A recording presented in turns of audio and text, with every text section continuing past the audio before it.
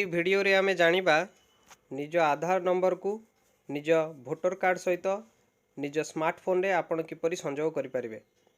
तो प्रथमे आपण निज मोबाइल प्ले स्टोर ओपन करंतु। एठारे सर्च करंतु भोटर हेल्पलाइन। यह ऐप टी को निज मोबाइल इंस्टॉल करंतु एवं यह ऐप को ओपन करंतु।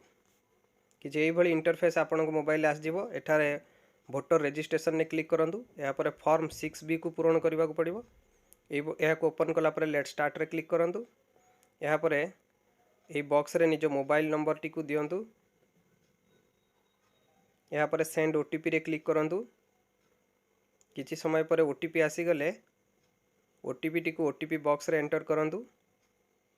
या पर वेरीफाई रे क्लिक करंतु।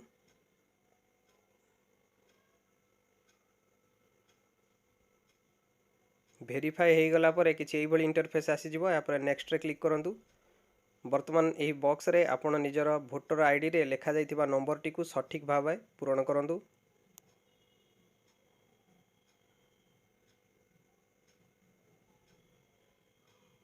या को पूरण कर सारला पर निजर स्टेट को सिलेक्ट करिवे।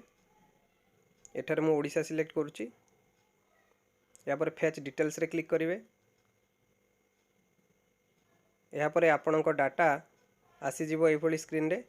एठी आपणक डाटा देखि सारिला पर नेक्स्ट रे क्लिक करिवे। या पर एई भली इंटरफेस आसी जिवो।